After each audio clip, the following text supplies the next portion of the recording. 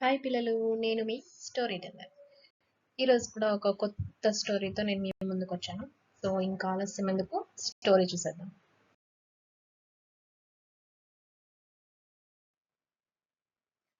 అనగనగనగా ఒక అందమైన అడవి. ఆ అడవిలో ఎన్నో జంతువులు, పక్షులు సంతోషంగా జీవించేవి.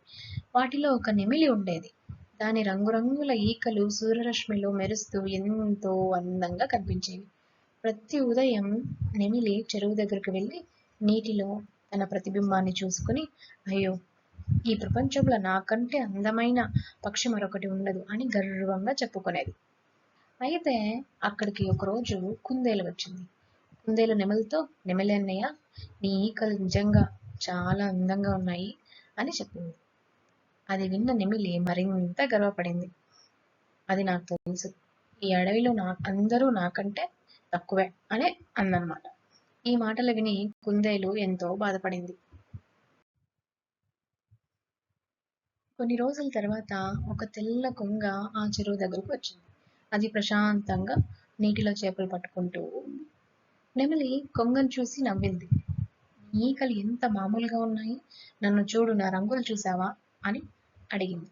కొంగ చిరునవ్వుతో, ఈకలు చాలా అందంగా ఉన్నాయి, కానీ అందమే జీవితంలో అన్నీ కాదు అని అంది.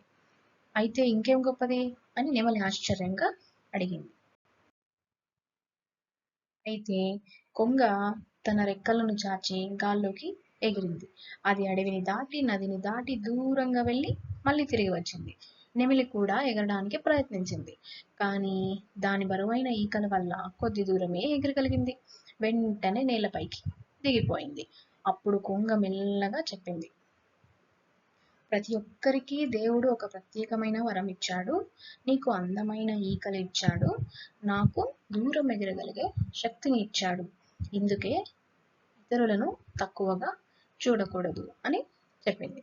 ఆ మాటలు విన్న నెమలి తన తప్పు తెలుసుకుంది. అప్పుడు, స్నేహితుడా, నేను చాలా గర్వపడ్డాను, నన్ను క్షమించు అని వినయంగా అంది. కొంగ నవ్వుతూ, తప్పును ఒప్పుకొని మారిన వాడే నిజంగా గొప్పవాడు అని చెప్పింది. మరి ఆ రోజు నుంచి నెమలి తన గర్వాన్ని విడిచిపెట్టింది. అడవిలోని జంతువులతో ప్రేమగా, స్నేహంగా ఉండసాగింది. అందరూ నెమలిని మళ్ళీ ఇష్టపడ్డారు. నెమలికి కూడా ఒక విషయం అర్థమైంది. అందం మనిషిని గొప్పవాడిని చేయదు, మంచి మనసు, వినయం గొప్పవాడిని చేస్తాయి. ఇందులో నీతి ఏంటంటే, గర్వం ఎప్పుడూ మంచిది కాదు. అందం కంటే వినయం గొప్పది. ప్రతి ఒక్కరిలో ఒక ప్రత్యేకమైన ప్రతిభ ఉంటుంది. ఇతరులను గౌరవించే వారిని అందరూ గౌరవిస్తారు. Thank you for watching. Please subscribe, like and share for more videos.